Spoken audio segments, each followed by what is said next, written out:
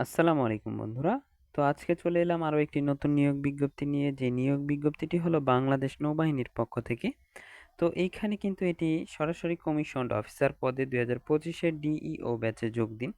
তো এখানে আজকে আমি বিস্তারিত আলোচনা করব এখানে কি কি শিক্ষাগত যোগ্যতা অভিজ্ঞতা লাগবে, শারীরিক মাপ কি কি লাগবে এবং আবেদন পদ্ধতিটা কেমন, আপনি কি কি বিষয়ে আপনার কত পয়েন্ট থাকলে আপনি আবেদন করতে পারবেন, সে সকল বিষয় নিয়ে আমি আজকে আলোচনা করব। পুরো ভিডিওটি অবশ্যই দেখার চেষ্টা করবেন। তো বন্ধুরা, আমার চ্যানেলটিতে কিন্তু রিচ কমে গেছে, তাই আপনাদের কাছে একটা ছোট্ট অনুরোধ থাকবে, আপনারা একটি কমেন্ট করে যাবেন এবং আমার চ্যানেলটিকে সাবস্ক্রাইব করে বেল আইকনটি প্রেস করে দেবেন এবং পুরো ভিডিওটি অবশ্যই দেখার চেষ্টা করবেন। এটা আমার পক্ষ থেকে একটু অনুরোধ। তো সকলে রাখার চেষ্টা করবেন ইনশাল্লাহ। তো চলুন ভিডিওটি শুরু করা যাক।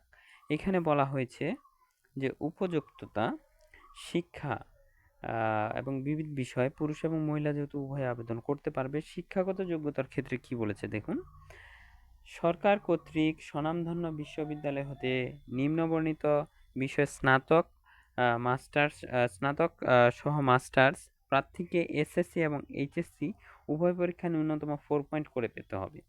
মানে আপনাকে স্নাতক পাস হতে হবে এবং সাথে মাস্টার্স, এবং এইচএসসির এসএসসির যে আপনার রেজাল্ট সেটা অবশ্যই আপনাকে 4 পয়েন্ট পেতে হবে। স্নাতক ও মাস্টার্স উভয় পরীক্ষায় ন্যূনতম সিজিপিএ যেটা আছে, সিজিপিএ কিন্তু 4 স্কেলের। তো এখানে কিন্তু আপনাদের 3 পয়েন্ট হতে হবে। 3 পয়েন্ট পেলে কিন্তু আপনি আবেদন করতে পারবেন। এখানে সাবজেক্ট ভিত্তিকও আহ, আহ, অভিজ্ঞতা এখানে দেওয়া রয়েছে, যোগ্যতা দেওয়া রয়েছে। তো ইংরেজি মাধ্যম এর ক্ষেত্রে ও লেভেল এবং ও লেভেলের যে কোনো 2টি বিষয়ে এ গ্রেড এবং 4টি বিষয়ে বি গ্রেড, এ লেভেলের যে কোনো 3টি বিষয়ে বি গ্রেড এবং স্নাতক সম্মান মাস্টার্স উভয় পরীক্ষায় ন্যূনতম সিজিপিএ 3 পয়েন্ট থাকতে হবে, কিন্তু এটা কিন্তু মাস্ট বি থাকতে হবে। পদার্থ রসায়ন এবং আইন আইন বিষয়ের প্রার্থীদের জন্য বাংলাদেশ বার কাউন্সিল অ্যাডভোকেটশিপ সনদ সহ পেশায় বাস্তব অভিজ্ঞতা সম্পন্ন প্রার্থীদেরকে অগ্রাধিকার দিতে হবে। এখানে কিন্তু বিষয় উল্লেখ করে দেওয়া রয়েছে পদার্থ রসায়ন এবং আইন বিষয়ে। নিয়োগ চূড়ান্ত মনোনয়ন শেষে কমিশনড অফিসার হিসেবে অ্যাক্টিং সাব লেফটেন্যান্ট পদে 5 বছরের জন্য স্বল্পমেয়াদী কমিশন প্রদান করা হবে। পরবর্তীতে বিধি অনুযায়ী চাকরি বর্ধিত বা স্থায়ী করা হবে। তো এখানে কিন্তু এটা আপনারা ভালোভাবে বুঝে, ভালোভাবে শুনে, ভালোভাবে তারপরে কিন্তু আপনারা আবেদন করবেন, অন্যথায় কিন্তু আবেদন করবেন না। শিক্ষা, ইঞ্জিনিয়ারিং পুরুষ এবং মহিলার ক্ষেত্রে শিক্ষাগত যোগ্যতা সরকার কর্তৃক স্বনামধন্য বিশ্ববিদ্যালয় বর্ণিত কোনো যে কোনো বিষয়ে বিএসসি ইঞ্জিনিয়ারিং প্রার্থীকে এসএসসি ও এইচএসসি সমমান পরীক্ষায় ন্যূনতম জিপিএ 4.5 সহ এবং বিএসসি ইঞ্জিনিয়ারিংয়ে ন্যূনতম সিজিপিএ 3 পয়েন্ট থাকতে হবে। অথবা ইংরেজি মাধ্যমের ক্ষেত্রে ও লেভেলের যে কোনো 3টি বিষয়ে এ গ্রেড এবং 3টি বিষয়ে বি গ্রেড, একটি বিষয়ে এ লেভেলে, একটি বিষয়ে এ গ্রেড, যে কোনো 2টি বিষয়ে বি গ্রেড। বিএসসি ইঞ্জিনিয়ারিংয়ে ন্যূনতম 3 পয়েন্ট থাকতে হবে। Civil engineering, computer science and engineering এই দুইটার ক্ষেত্রে এখানে সাবজেক্ট ধরে দেওয়া হয়েছে।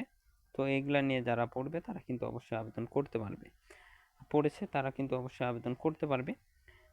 এইখানেও একই, 5 বছরের জন্য স্বল্পমেয়াদী কমিশন প্রদান করা হবে, পরবর্তীতে সেটি স্থায়ী বা বর্ধিত করা হবে। শিক্ষা, মেডিকেল, এবার মেডিকেলে শুধু পুরুষদের ক্ষেত্রে বলা হয়, যেখানে কিন্তু মহিলার নয়।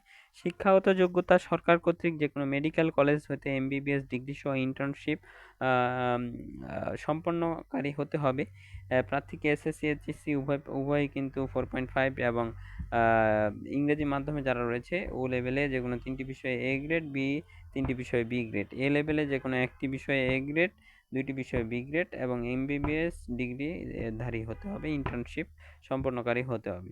চেম্বার টেস্ট, প্রার্থীকে প্রাথমিকভাবে সাক্ষাৎকারের পূর্বে স্বাস্থ্য পরীক্ষা ও চেম্বার টেস্ট পরীক্ষায় উত্তীর্ণ হতে হবে। তো এখানে বয়স সীমা সকলের ক্ষেত্রে 1 জানুয়ারি 2025 তারিখ থেকে অনূর্ধ্ব 30 বছর, অনূর্ধ্ব 30 বছরে কিন্তু ব্যারিস্টার, আইন, পিএইচডি ডিগ্রিধারী প্রার্থীদের ক্ষেত্রে বয়সসীমা শিথিলযোগ্য। তাদের ক্ষেত্রে বয়সসীমা শিথিলযোগ্য, কিন্তু যারা এই এই এই বিষয়গুলো বাদে তাদের ক্ষেত্রে কিন্তু 30 বছর পর্যন্ত। বৈবাহিক অবস্থা বিবাহিত হতে পারে, অবিবাহিত হতে পারে। শারীরিক মান ন্যূনতম কিন্তু উচ্চতা পুরুষদের ক্ষেত্রে 5 ফুট 4 ইঞ্চি, বুকের মাপ 76 ইঞ্চি মানে 30 ইঞ্চি, সম্প্রসারিত অবস্থায় 32 ইঞ্চি, ওজন 50 কেজি, মহিলা 5 ফুট 2 ইঞ্চি, স্বাভাবিক অবস্থায় 28 ইঞ্চি, সম্প্রসারিত অবস্থায় 30 ইঞ্চি। বয়স ও উচ্চতা ও বয়স অনুসারে সশস্ত্র বাহিনীর জন্য নির্ধারিত স্কেলের অতিরিক্ত ওজন হিসেবে অযোগ্য বিবেচিত হবে। জাতীয়তা বাংলাদেশী নাগরিক। বাংলাদেশী নাগরিক অযোগ্যতা কিন্তু এখানে বলা হয়েছে যে সেনা, নৌবিমান বা বিমান বাহিনীর অথবা যে কোনো সরকারি চাকুরি বরখাস্ত কিংবা অপসারিত হলে, আইএসএসবি কর্তৃক দুবার ক্রিড আউট বা প্রত্যাখ্যিত হলে কিন্তু তারা কিন্তু আবেদন করতে পারবে না। তো এবার বলে দেব এখানে প্রাথমিক স্বাস্থ্য পরীক্ষা। এখানে কিন্তু বলা হয়েছে যে পরীক্ষার কেন্দ্র নৌবাহিনী কলেজ ঢাকা মিরপুর 14 এবং বনজা ঈসা খান নিউমুরিং চট্টগ্রাম। এখানে আবেদনের বিষয় পদার্থ রসায়ন, আইন, সিভিল ইঞ্জিনিয়ারিং এবং সিএসসি। এর ক্ষেত্রে 21 জুলাই থেকে 24 জুলাই পুরুষ প্রার্থী, 25 জুলাই মহিলা প্রার্থীদের লিখিত পরীক্ষা প্রাথমিক স্বাস্থ্য পরীক্ষা, চেম্বার টেস্ট এবং প্রাথমিক সাক্ষাৎকারের তারিখ কিন্তু বলে দেওয়া হয়েছে। এবং যারা মেডিকেলের ক্ষেত্রে তাদের জন্য 22 থেকে 25 জুলাই 2024, এখানে লিখিত পরীক্ষার তারিখ 26 জুলাই বলা হয়েছে। এবং এইখানে আবেদনের নিয়মটা আমি বলতে গেলে একটু বলে দিই আপনাদেরকে। আবেদনের ফর্ম পূরণ এবং জমাদানের পদ্ধতিটা এখানে বলা হয়েছে। আগ্রহী প্রার্থীকে অবশ্যই joinnavy.navy.mil.bd ওয়েবসাইটে প্রবেশ করে গিয়ে কিন্তু হোম পেজের বাম পাশে অ্যাপ্লাই নাও বাটনে ক্লিক করতে হবে। এরপরে আবেদনের শেষ পর্যায়ে অনলাইন ব্যাংকিং, মোবাইল ব্যাংকিং এর মাধ্যমে পেমেন্ট সম্পন্ন করা যাবে। এ পর্যায়ে প্রার্থীগণ যে কোনো ব্যাংক কর্তৃক ক্রেডিট কার্ড, ডেবিট কার্ড এর মাধ্যমে বিকাশ, নগদ, রকেট, ওয়ালেট, কিউলেক্স এখানে যেগুলো বলা হয়েছে এগুলোর মাধ্যমে 700 টাকা অফেরতযোগ্য আবেদন ফি প্রদান করতে পারবেন। আবেদন প্রক্রিয়াতে ওয়েবসাইটে বর্ণিত পদ্ধতি অনুসরণ করে আবেদন ফি প্রদান করা যাবে। তাহলে কিন্তু এখানে বলে দেওয়া রয়েছে। এবং এইখানে একটা বিষয় না বললে নেই যে অনলাইনে আবেদনের সময়সীমা কিন্তু 12 মে থেকে শুরু হয়েছে, 3 জুলাই কিন্তু শেষ হয়ে যাবে। এই সময়ের মধ্যেই কিন্তু আপনারা আবেদন করে ফেলবেন। তো এই ছিল আজকের বিস্তারিত আলোচনা। তো যারা দেখলেন অবশ্যই ধন্যবাদ। আসসালামু আলাইকুম।